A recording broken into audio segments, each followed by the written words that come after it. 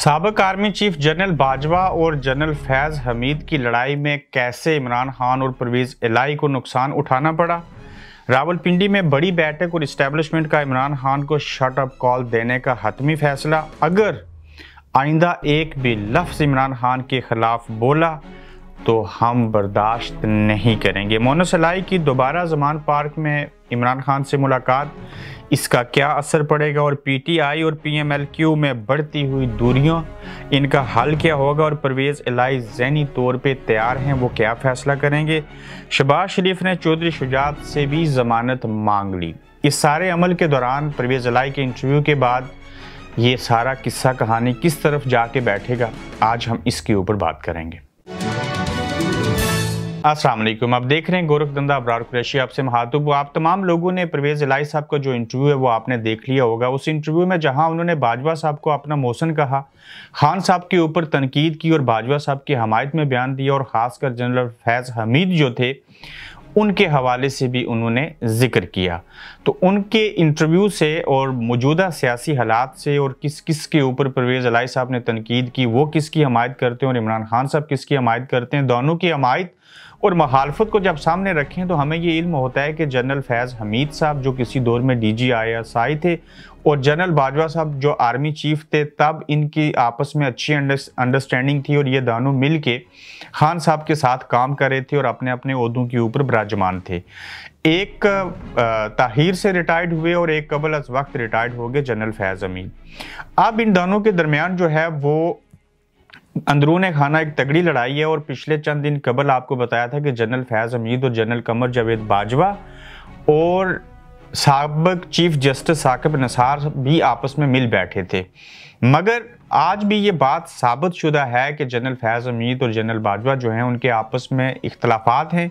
न सिर्फ इख्तलाफात हैं बल्कि उनकी अपनी अपनी लॉबी है। जनरल फैज हमीद इमरान खान के बंदे हैं और परवेज इलाही और इमरान खान हैं तो इकट्ठे, लेकिन देखा जाए तो परवेज इलाही साहब जो हैं वो जनरल फैज हमीद की वाज़ेह लफ्ज़ों में साइड लेते हैं और जनरल फैज हमीद को बुरा कहते हैं। जितने भी इख्तलाफात और जो भी सियासी चीज़ें और जितनी बार भी इस्लामाबाद जाके आपको हम खबरें देते रहे कि परवेज इलाही और मोनस इलाही साहब इस्टेब्लिशमेंट से मिलते थे, हम भी नाम छुपाते थे। आज बता देते हैं कि वो जनरल बाजवा जो रिटायर्ड हैं उनसे भी मिलते थे, आर्मी चीफ जो मौजूदा हैं उनसे भी मिलते थे और DGISI से भी उनकी मुलाकातें होती थी। उन मुलाकातों का नतीजा क्या निकला ये चीज़ सामने आएगी, लेकिन इंटरव्यू के अंदर जितनी भी बातें इससे कबल बताई या अब बयान की हैं, वहाँ पर इंटरव्यू में एक और बहुत बड़ा जुमला और बड़ी खबर ये थी कि जहां पे वो कहते हैं हम इमरान खान के साथ चलना चाहते हैं, वहीं पे कहते हैं इमरान खान साहब की कुछ पॉलिसीज हमें पसंद नहीं है। वो पॉलिसी क्या है, उनमें से एक ये बात है कि असम्बलियां ना तोड़ें और दूसरा बाजवा साहब के ऊपर हमें साथ बिठा के कम से कम तनकीद ना करें, अगर आइंदा करेंगे तो हम उसका भरपूर तरीके से मुझ समेत मेरी पार्टी जवाब देगी। वहीं पर उस इंटरव्यू में एक बड़ी बात ये उन्होंने कही कि अगर मैं वज़ीर आला पंजाब रहा तो यकीन करें कि मैं नवाज शरीफ को पंजाब की हर एक जेल के अंदर घुमाऊंगा और उनको लेके जाऊंगा। और परवेज इलाही जो हैं वो एक तरह से इख्तलाफ रखते हैं इमरान खान की जहां कुछ बातों के ऊपर, वहीं पे वो नवाज शरीफ साहब के भी खिलाफ बोले। तो जब ऐसी चीज़ें हो रही हैं तो फिर ये सवाल उठता है कि फिर परवेज इलाही के जो दूसरे भाई हैं चौधरी शुजात हुसैन साहब से मौजूदा वज़ीर आज़म शहबाज शरीफ साहब मिले और फिर लाहौर में आसिफ अली जरदारी साहब जो हैं वो भी शहबाज शरीफ साहब से मिले। अब उनकी ये कोशिश है कि क्यों ना PDM की सीटें वहीं पे रहें, अगर अदम एतमाद कोई चीज़ होती है तो हम जो परवेज इलाही साहब हैं उनको अपने साथ मिला लें। और शहबाज शरीफ साहब ने इस सिलसिले में चौधरी शुजात साहब से ज़मानत भी मांगी है।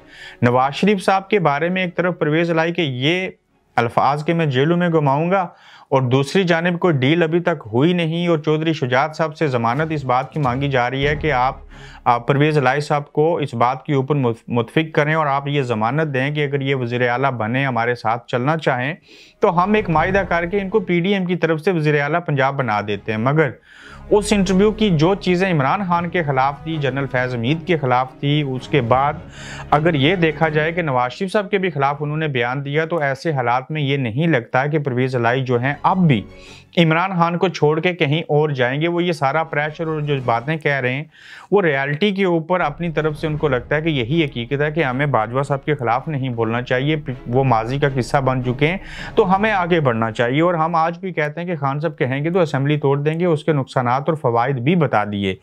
ताहम मोहम्मद सलाई साहब जो हैं वो जमान पार्क में गए, 30 से 35 मिनट उन्होंने खान साहब से मुलाकात की। वालिद साहब ने ये कहा और ऊपर से मोहम्मद सलाई जो हैं वो खान साहब से मिले और जो तस्वीर हमारे सामने आई उसमें बड़ी मुस्कुराहट है चेहरे के ऊपर और मोहम्मद सलाई इमरान खान के साथ 1-to-1 मुलाकात कर रहे हैं। अब उस मुलाकात में ये कहा गया कि हम आज भी अपने इरादों के ऊपर कायम है, जैसे कहा था वैसे करेंगे और हम इस अपने तल्लुक को मज़ीद आगे बढ़ाएंगे। और अभी भी परवेज़ इलाही साहब ने जो कुछ चीज़ें कही हैं वो उन्होंने कहनी थी उन्होंने कह दी, लेकिन मैं आपके पास आया हूं, मैं आपको बता रहा हूं कि हम आपके साथ मुस्तकबिल में भी चलना चाहते हैं, माजी में भी चले, अब भी चले। बाजवा साहब का जहां तक मामला है, जहां इस्टेब्लिशमेंट की बात है, वो हम उनको जुटला नहीं सकते, तो ये भी उनकी मजबूरियां हैं। सियासी तौर पे कहें, हाल की कहें, मुस्तकबिल करीब के खदशात को मद्देनजर रखते हुए वो को पॉलिसी के तहत काम कर रहे हैं, या माजी में भी उनके इस्टेब्लिशमेंट के साथ रिलेशन रहे। तो जमान पार्क के अंदर इमरान खान और मोहम्मद सलाई की मुलाकात का होना और उससे कबल परवेज़ इलाही साहब का ये कहना एक तरह से हालात को बैलेंस करने की कोशिश है। और सारे अमल के दौरान देखना ये होगा कि जैसे परवेज़ इलाही कहते हैं, मोहम्मद सलाई भी कहते हैं कि कमेटी बना दें, खान साहब आप अकेले में फैसला नहीं करें, उसमें परवेज़ खट्टर को शामिल करें, आरिफ अलवी चलें, वो सदर पाकिस्तान हैं, वो हिस्सा नहीं बन सकते, शाह महमूद कुरैशी को ले आएं, बाकी लोगों को रखें, तो हम मिल के एक बार फिर से रिव्यू करते हैं कि ये असम्बलियाँ तोड़ने का जो मामला है इसके फ़ायदे क्या हैं, इसके नुकसानात क्या हैं और हमें क्या करना चाहिए। मगर परवेज़ इलाही साहब के इस बयान ने बड़ी हद तक सियासी तौर पे दचका दिया और ऊपर से कहते हैं कि मैं अपने बयान के ऊपर कायम भी हूं।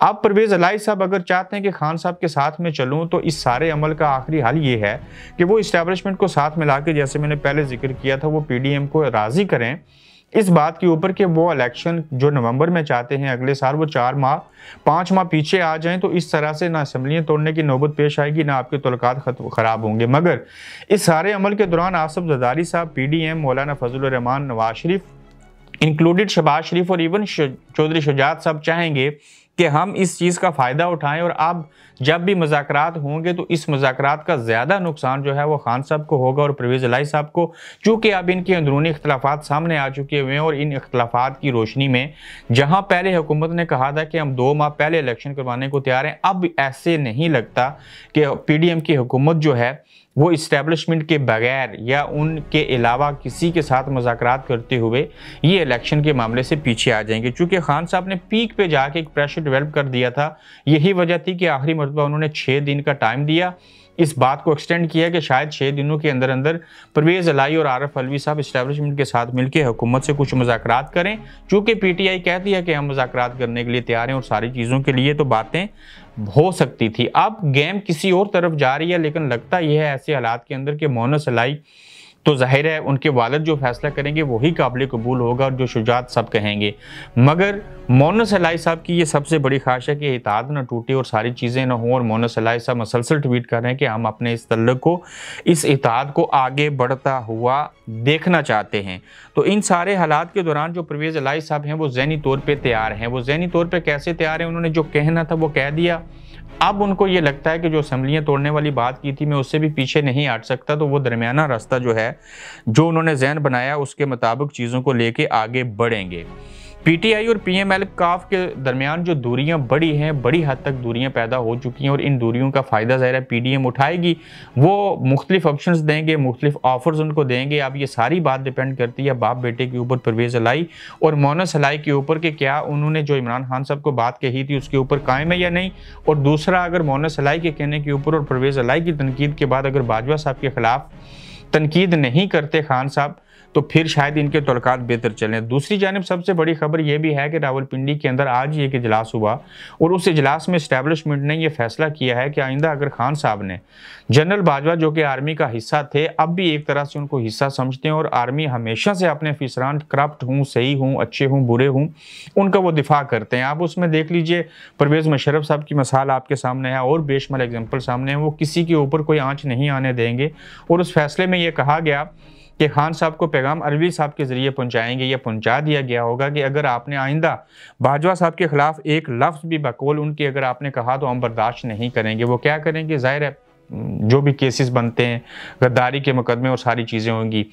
दूसरी तरफ ये है कि अगर बाजवा साहब रिटायर्ड हो गए, उन्होंने जो किया जैसे किया वो तो किस्सा बन चुका, और दूसरी जानिब उनकी जो बाक़ियात हैं आज भी मौजूद हैं। परवेज़ इलाही हूँ, वज़ीर-ए-आज़म आज़ाद कश्मीर भी उनको अपना मोशन कह चुके, उनके खिलाफ बाकी कोई शख्स नहीं बोलता। अब इमरान खान साहब को पार्टी के अंदर से लोग कहते हैं कि आप इनके खिलाफ बोलना छोड़ दीजिए, अब हमने नई इस्टेब्लिशमेंट के साथ अच्छे मरासम रखने और आगे बढ़ना है। तो अगर खान साहब ये बाजवा साहब के खिलाफ बोलने का सवाए नुकसान कि उनको कोई फ़ायदा नहीं, तो बेहतर है कि उनकी चीज़ों को छोड़ दें। और जनरल फैज़ हमीद की वजह से जनरल बाजवा के खिलाफ बोलना खान साहब को सियासी तौर पे नुकसान होगा, और उनके इतादी जो हैं वो भी नाखुश हैं और सियासी तौर पे इतादियों को भी खो देंगे। पंजाब हुकूमत का मसला बनेगा, उनके अपने इरादे जो हैं वो भी ठीक नहीं रहेंगे। तो इस सारे अमल को करते हुए खान साहब को सोचना चाहिए कि एक शख्स के खिलाफ बोलने से मैं अगर 4 जगहों के ऊपर नुकसान कर रहा हूँ, या एक शख्स के खिलाफ बोलने से दूसरे जनरल फैज़ हमीद को खुश करने की कोशिश करता हूँ या उनकी पॉलिसी के ऊपर चलता हूँ, तो ये सियासी तौर पे किसी सूरत ठीक नहीं है। फिर ये बात भी समझी जा रही है कि खान साहब जो है वो अपनी पार्टी के अंदर डिक्टेटर बने हुए हैं, अकेले फैसले करते हैं, जो ही तकरीर करने बैठते हैं हमें उस वक्त पता चलता है कि इन्होंने क्या इरादा किया, इन्होंने क्या कहना है।